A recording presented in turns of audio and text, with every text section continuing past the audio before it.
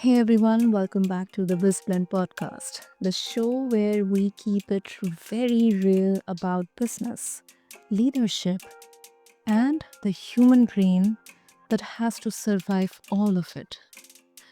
Listeners, as always, I'm your host Sana, and today we are talking about something everyone is feeling, but then very few people are trained to handle pressure. Now, if you look at AI, it's changing roles fast. Markets are shaky. Then there's this whole fear that AI is going to take our jobs and all that. And a lot of us are quietly running on anxiety and caffeine. But listeners, my guest has a very different take on it. He believes that pressure is not the villain, it is actually the opportunity. If you know how to work with it, and let me share a bit about my guest with all of you. He has spent over 20 years on the front lines of business training, more than 20,000 hours in rooms with leaders and teams at the largest auto group on the planet. In that time, he has seen people crack and he has seen people become almost unshakable.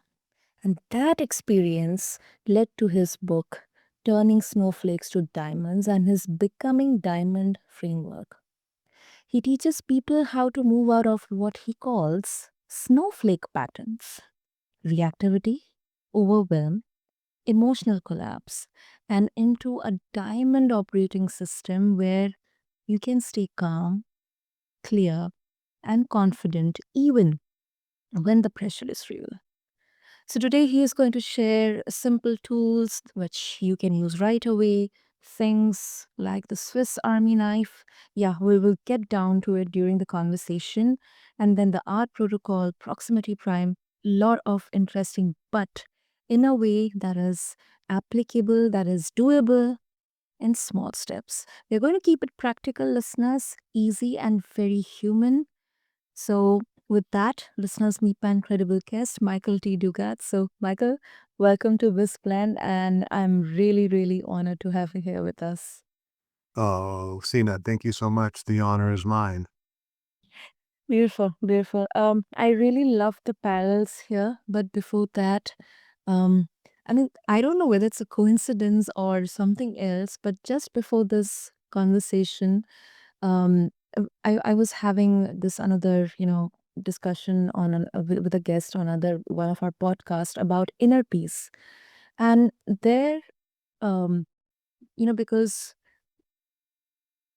anything is not just black and white, there are nuances here. So when it comes to inner peace, that there's this kind of a cultural thing that, oh, we need to be out of stress. Stress is really bad. We're all stressed out. But then there's something called as stress. Sometimes I think pressure or stress is necessary to keep us grounded and be aware that how we can balance it. Yeah, it can be difficult, it can be challenging initially, but I think there are multiple examples out there, journeys, people who have actually made it. So let's try to understand here, the experiences that you have had, Michael, the approaches, your book. So with that, let's start with the snowflake patterns here, Michael. Reactivity, overwhelm, and emotional collapse. So what is the origin story here? Like, how do you create the parallel? Yeah, thank you. It was my child is a Gen Z child, and I started working on emotional mastery when I was 23 years old. And it's been a long path because I was identified with my emotion. Like sometimes people meet somebody that says, I have a bad temper or Mm. from this. And I knew as a young man that identity, I could either keep it or I could learn to rewire myself. And so I've spent years studying emotional patterning. And then I started understanding the identities, how we can become identified. And there's three groups of identities. There's the body identities, like I have to go to the bathroom or I'm tired. Then there's emotional identities, like I have anxiety or I have an anxiety problem. And I oftentimes say there's nothing wrong with emotions. Emotions are beautiful. Mm. They're the soundtrack to the human life. But if we're over identified with an emotion, it can be a problem. And then we have learned identities.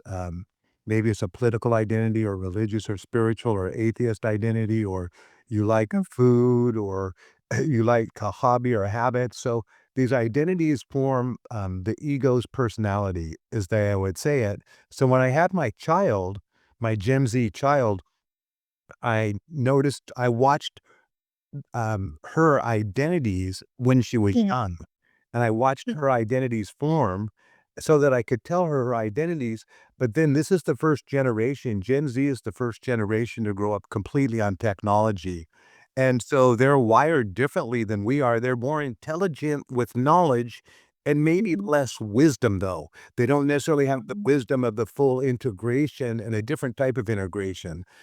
And I look at it like it's perfect, and so then I would see these children, and they would have, like, these identities, issue after issue after issue. I look at everything, Sina, like it's a bell curve. You can have the most positive person or the most negative person or the richest or the poorest or the most conscious or the least conscious, and one's not better than the other, it just is, it's equal. So it's about giving love to everybody, and for me, I side with love. But then I saw some people call the Gen Z generation in the US the snowflake generation, but some people call it older people.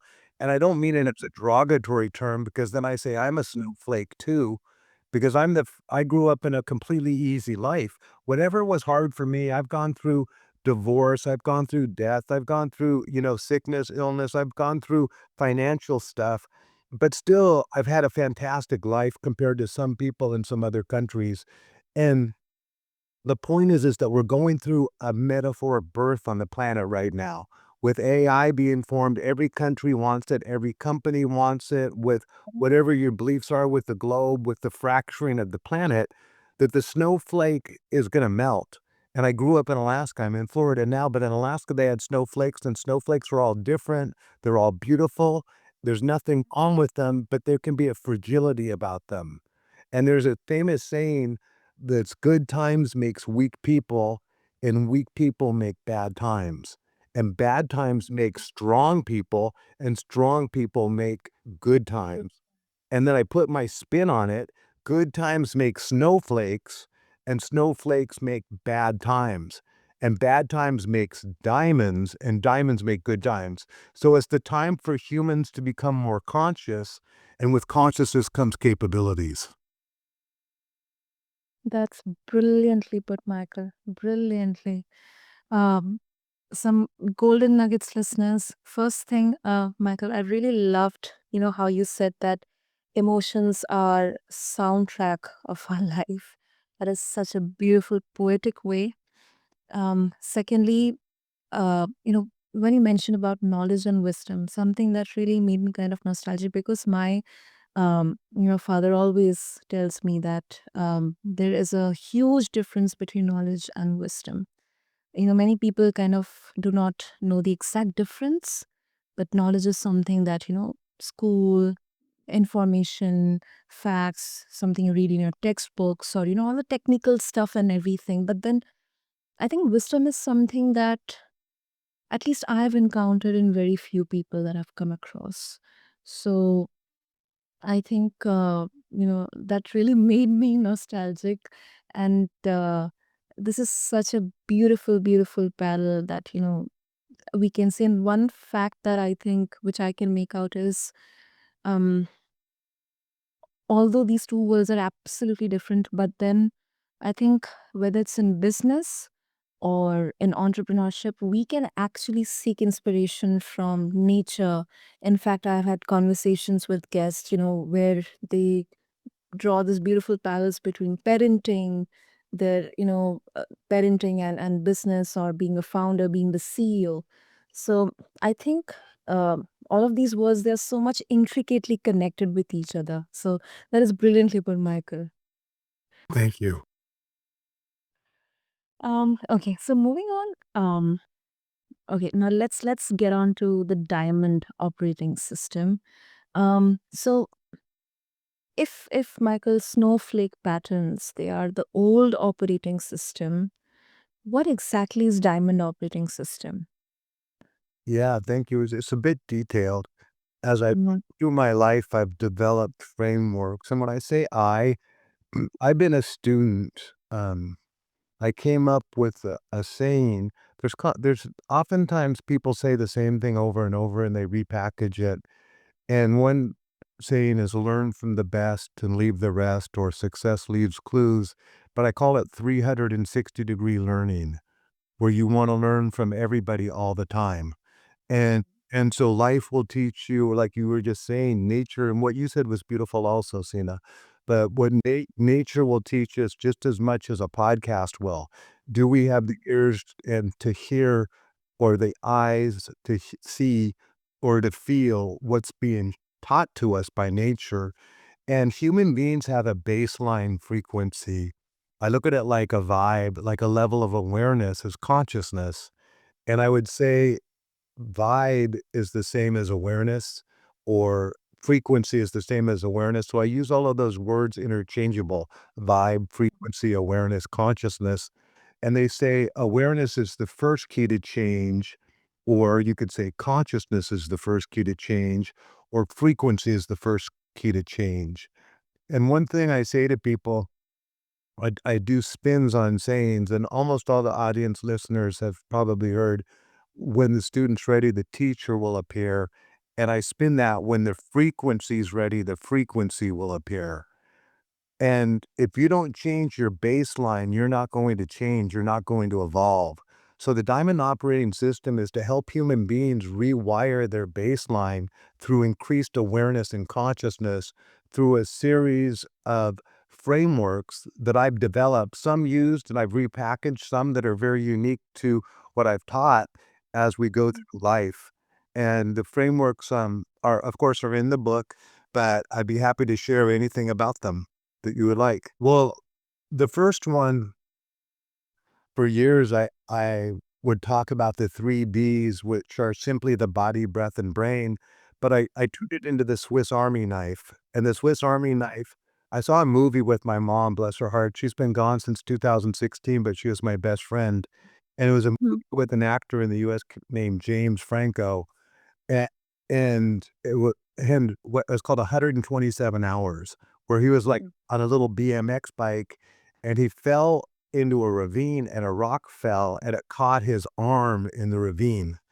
And when it caught his arm in the ravine, what happened is he had to survive for 127 hours, and he had to cut off his own arm. And at one point, he's talking to a camera to his mother, and he's holding up the Swiss Army knife, and he says, "Mom, next time you get me a Swiss Army knife, can you get me an authentic one, not a knockoff, because the blade's not sharp enough?" And so I saw that movie with my mom, and then my mom for Christmas gave me a Swiss Army knife, and I have one next to me. And so the 3 Bs are now the Swiss Army knife, which is the body, breath, and blade. I mean, and brain, but the body can be used to attain consciousness and stay present and ground yourself, but it can also be used to change your emotions. Simultaneously, the breath can be used to attain presence, or it can be used to change your emotional state, such as with anxiety, breathe low and slow, or the having the ability to run consciousness within the brain. And I teach consciousness to people about how a lot of human beings are automated, and because there's the huge need for certainty. So they drive to work the same way because they want certainty.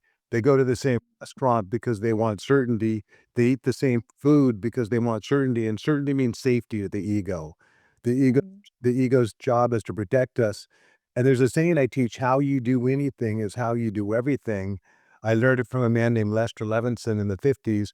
How you do anything is how you do everything, unless you decide to change. Unless you decide to change. And a lot of people are automated and they don't even know it. They're doing it's like there's a famous movie from probably 30 years ago in the US named Groundhog's Day, where an actor, Yep. Bill Murray, repeated the same day over and over. But every day he changed it a little bit until he ended up figuring out, the puzzle of the reoccurring pattern. And most people's lives are reoccurring patterns. There's a saying I learned from a hypnotist many years ago. life will keep on giving you lessons until you learn them. And if you don't learn them, life will keep on giving you the same lesson until you do learn it, until it gets painful enough that you finally recognize the only thing consistent with this reoccurring pattern is you, and that you are actually the problem. And that's where Mm. pain is the great persuader. And so I teach people about the boss identity. And it's about the boss identity is your consciousness. So I look at it like there's your soul in there and Mm. your energy in there and your ego's in there. There's two of you in there. And the one that makes the higher decisions is the ego. So I tell people in the classes that I teach, I would say, do you have to make yourself breathe or do you breathe on your own? And they'd say, we breathe on our own. And I'd say, do you have to make your heart beat or does it beat on its own? And they'd say it beats on its own. And I'd say, do you have to make your digestive juices secrete or do they secrete on their own? And they'd say secrete on their own. I said, do you have to make yourself think or do you think on your own? And they say, I think on my own. I'd have to make myself think. It automates. And I said, that's the autonomic nervous system. Now, technically, Mm. first three are the brain isn't, but the brain does automate because automation is a survival skill that we have that's allowed us to survive this long. So automation is not a bad thing. It's just a thing that some people are not aware when they're automated. And then I tell them to breathe in and out slowly once. And this would be the breath. And I'd say, Mm. control your breath. And almost nobody's ever answered what I'm looking for. They'd say, me, my brain. I'd say, no, that was your consciousness.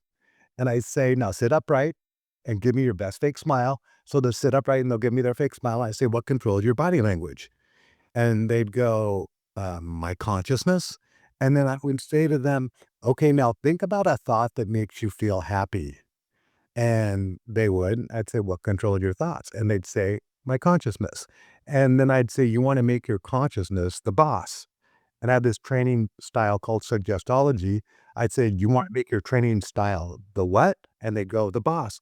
And then I'd go, "Who's the boss?" And they wouldn't know what to say. And then I'd say, "I'm the boss." And I'd say, "Who's the boss?" Say that with me. And they'd say, "I'm the boss." Then I'd say, "Who's the boss?" "I'm the boss." So the boss identity represents your consciousness. And that's where going back to when I said awareness and frequency and vibration and consciousness. And awareness is the first key to change, and consciousness is the first key to change. So when we're conscious in today's world with AI, it's going to give us capabilities and a higher level of wisdom to survive in this world we have going on today. Wow. I mean, that is really, really. I mean, it actually kind of, is actually pushing me to get into that self-introspective mode, to be honest, Michael. Yeah, because I'll be also admitting that yes, many a times I am also in that automated mode. And I think it is fine because I think it's a natural way of our body, our brain to kind of keep us safe, as you explained. Yes, no, it's very, very normal, and it's a survival skill.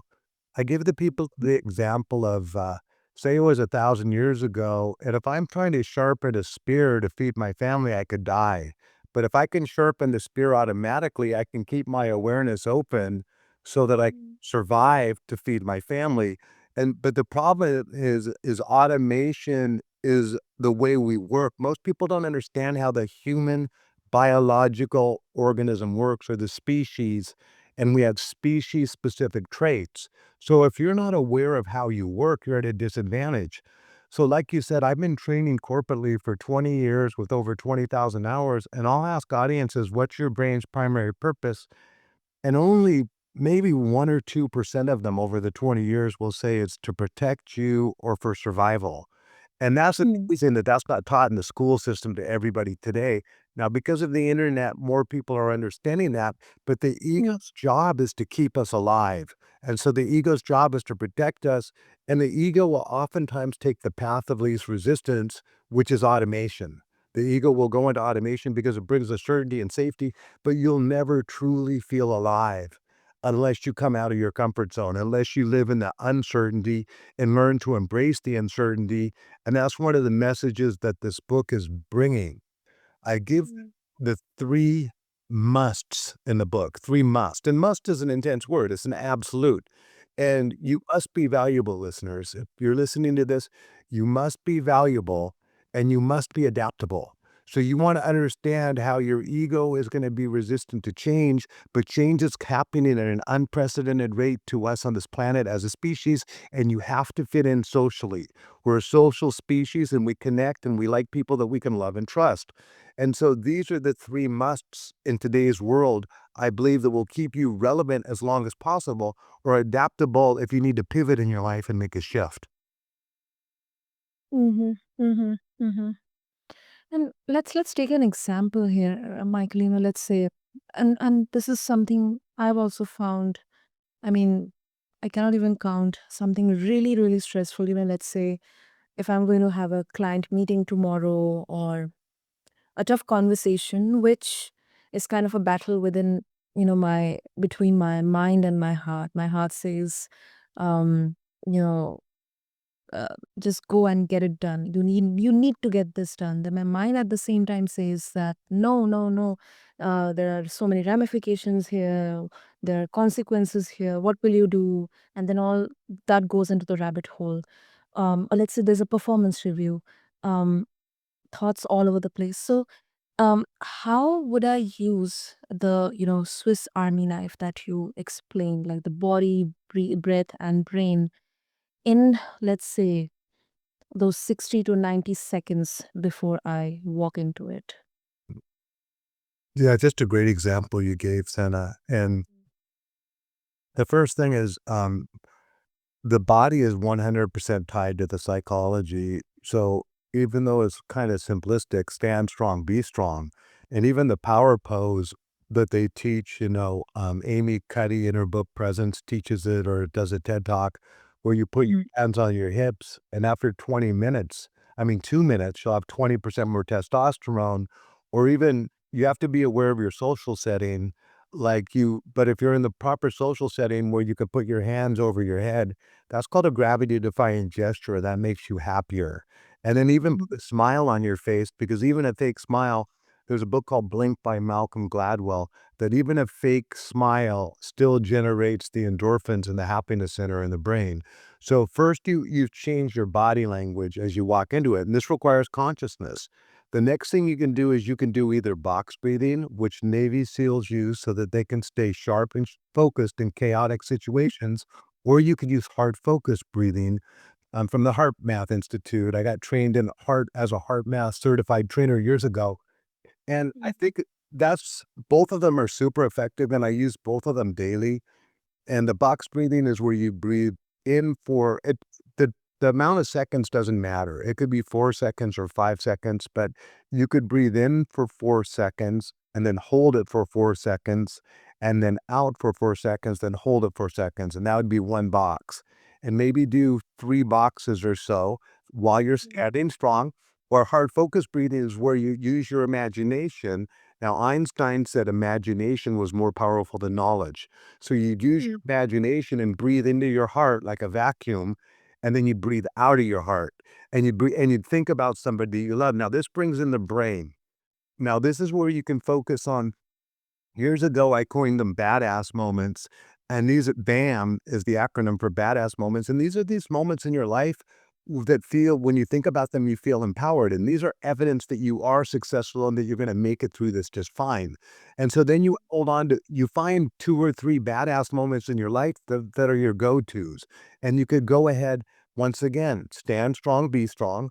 And then I would box breathe or hard focus breathe and I'd think about these badass moments, and then I would go in there with love. I'd go in there to serve, and I'd go in there with kindness, and I recognize and I would hold the thought that nobody's better than you and nobody's worse than you. I'm a sales trainer, and so in sales, you have to teach confidence, and one of the things I teach in the book, and I got it from a guy named Chase Hughes, but for years, I would teach confidence and to be the most comfortable person in the room. And if I'm mhm, looking at you like you're superior to me, it's gonna change the way I communicate with you. And if I look at you like you're less than me, it might change the way that I communicate with you. And what I tell people is that the ego judges and the ego creates separation, but the consciousness understands. The consciousness is constantly understanding different perspectives, spinning their perspective to look at it from the other person's perspective. So when you can look at people from this perspective of equality, when you go into your meeting, they're going to feel that. And you could have the I'm the boss identity, or you could walk in there like I'm a movie star identity, or I'm a professional spy identity. And these identities are these personas that we take for certain social situations. Wow. And also, there's this one more technique that, especially when it comes to public speaking, like, just imagine everyone is naked and just go on. Because I think public speaking also one of the most kind of, people find it very challenging. Um, and maybe especially, for the first timers. But I think uh, these are some techniques, for the lack of better word, that I can say that I think that really, really helps us in navigating the high pressure situations. I mean, it's not possible that, we completely avoid pressure here. Going back to the first part of the conversation that we started with. So, yeah, that makes sense. That really makes sense, Michael. Yes, yes, and that's what makes a diamond is pressure.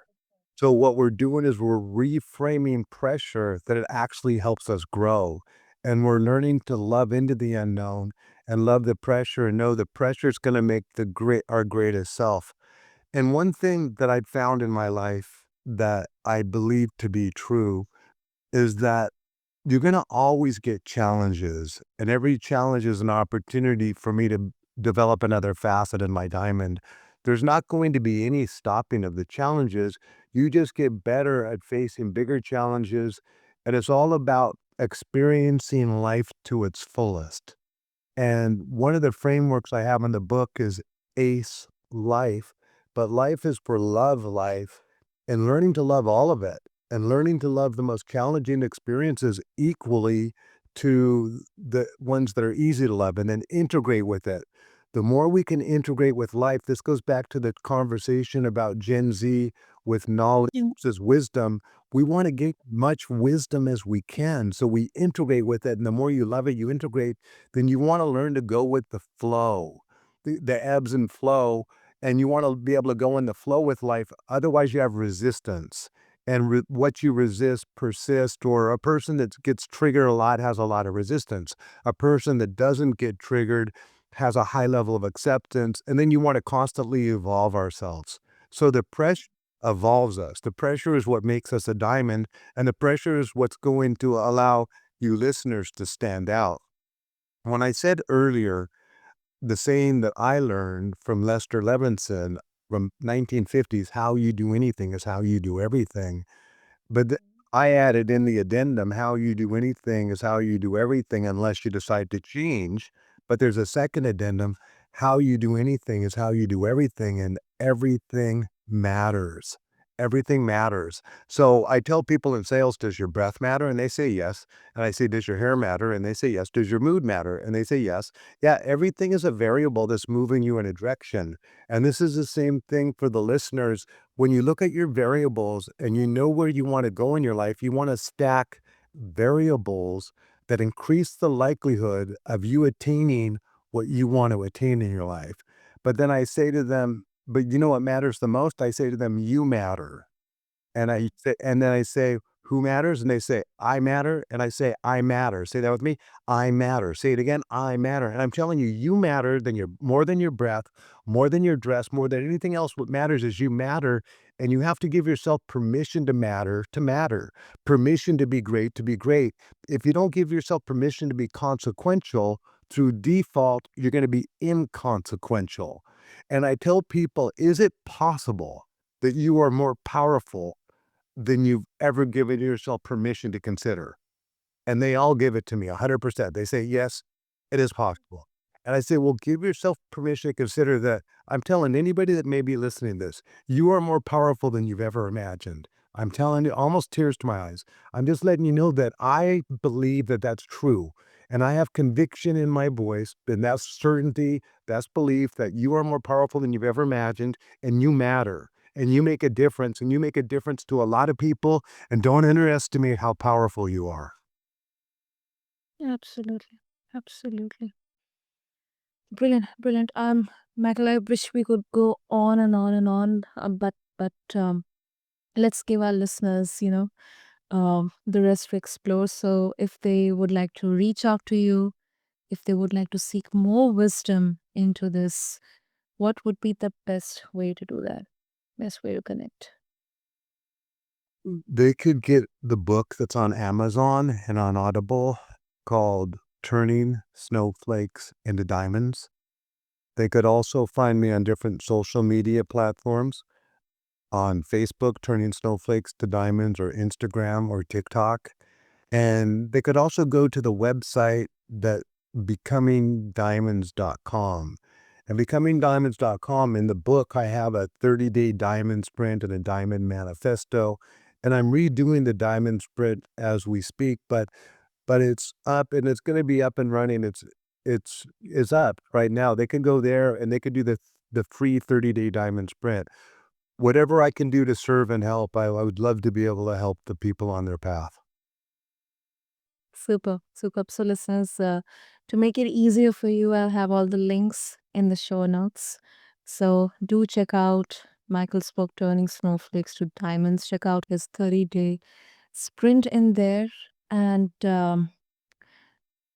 if I can, summarize this, because there's a whole lot of here, but then something that I really want to convey to all of you listeners, that you are not fragile by nature. You're just running patterns that were never updated. Snowflake patterns are not your identity, they're just habits under pressure. You now have language, snowflake patterns, diamond operating system. You have simple tools, body, breath, brain. So pick one, try it out, start small, treat it like an experiment, not perfection, but just curiosity. So, Michael, thank you for this super, super amazing, really, really full of wisdom conversation. A lot of golden nuggets. So, thank you. This was really, really much needed. Sina, it was an absolute honor. Thank you, my friend. Thank you. And thank you to all the listeners for tuning to this episode of the BizBlend. Take this as a permission. This is your first step. And take one deep breath for yourself right now, because you earned it. And this is your host, Senna. This is BizBlend, and I'll catch you in the next episode. Thank you.